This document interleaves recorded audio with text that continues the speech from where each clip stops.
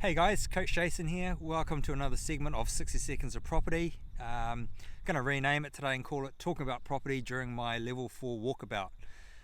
Welcome to Stonefields Pond. I'm sure there's a proper name for it. I can't remember what it is. But it's been my daily view for the last 4 weeks. As I get my daily exercise in. So, I hope you guys are keeping really, really well. I know it's been a challenging 4 weeks. There is a bit of light in the tunnel. We're heading to level 3 really shortly, and what that means for a lot of people is takeaways. I'm hearing people gearing up for KFC and Macca's. Personally, I'm looking forward to some good yum cha.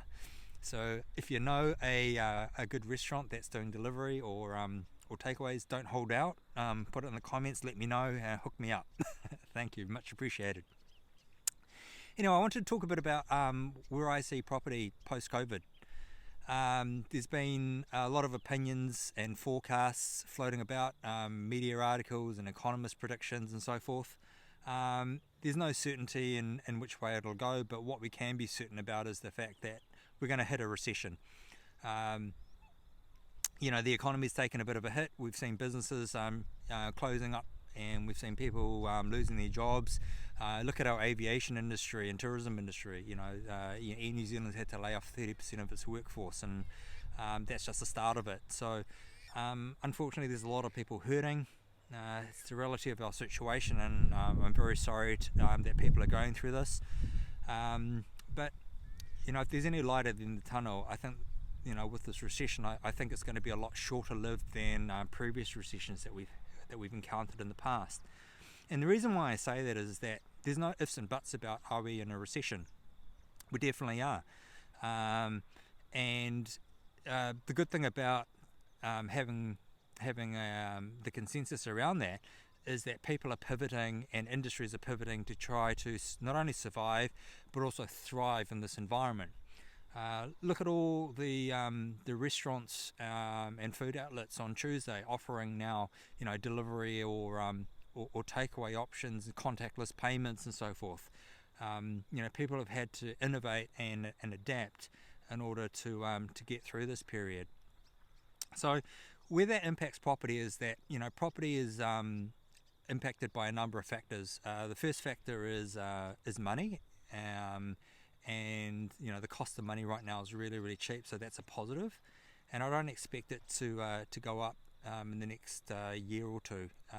You certainly don't increase interest rates when you're trying to stimulate an economy, so that's a positive for the property market, is that the cost of money is really cheap. The second factor is immigration. Immigration drives demand because it puts a greater emphasis and a greater demand on accommodation. And without immigration, that demand's going to lessen to some degree. The thing that is underpinning the housing industry, however, is that we do have a shortage that we need to make up. So there is a supply and demand restraint right now. So I think that'll take a little while before that impacts us.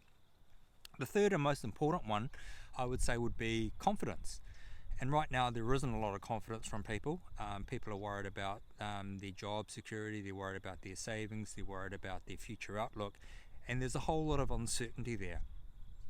And what we do know is that when you're buying a property, whether it be a house or an investment, is that it's often one of your largest purchases that you'll ever make in your life.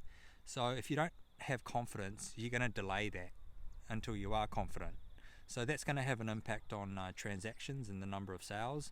And we've seen during level 4 that there hasn't been a lot of sales. So in the next 3 to 6 months, you're going to see all these statistics coming out from the REINZ and from interest.co and QV and so forth, talking about a declining housing market.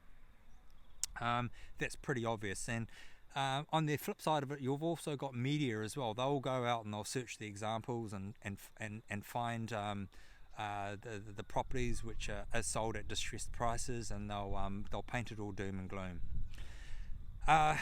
My advice to you is be careful what media you consume, and if your outlook on property is short term, of course you're going to be worried. You're going to be worried about, look, if I buy a house today, what's it going to be worth in the next 6 months or 12 months time? A true property or a seasoned property person has a much longer term view. My strategy has always been long-term buy and hold. So I'm not too worried about what my properties do over the next 6 to 12 months. I'm more concerned about what my properties do over the next 8 to 10 years. And the thing that we know about recessions is what follows a recession is a recovery. You look back through history, whenever there's been a recession, there's been a quick recovery before we go back into a boom. So if you think that that's not going to happen, then the only person that you're fooling is yourself. It's definitely going to happen. So what you've got to consider is, if you are looking at buying a property or considering whether you should be buying a property now or delaying that, is consider your own situation first.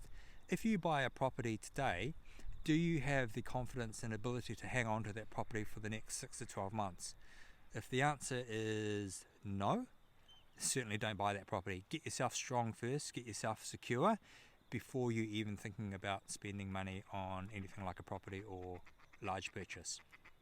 However, if you're confident that your job situation or your business situation is stable, then there's definitely going to be some opportunities in the marketplace. You know, whilst everyone else is worried about their situation, they're taking their eye off the property ball. And what that means then is that there's less competition, giving you a greater chance to pick up a property at a reduced price.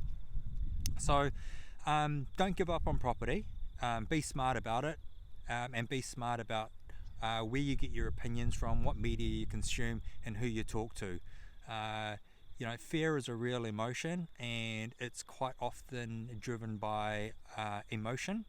And the more emotional that you are, the greater your fear. So try to step back and think of things from a logical perspective and play the game of probability versus possibility. We've seen throughout history, time and time again, the market continuing to double on average every 10 years. And there's no reason why that shouldn't happen for the next 10 years to come. So think with your head, not with your emotions, and you'll be making the right decision. So look, I hope that helps you, give you some perspective and clarity on things. I'd be really interested to hear your thoughts and your opinions and where you think things are going. So feel free to comment below. Feel free to have a debate. This is all healthy stuff, and that's not to say that somebody's right or wrong. This is just a healthy conversation and an opinion on where I think that the property market's going. So take care, enjoy your takeaways on Tuesday, and we'll catch up with you soon. Bye for now.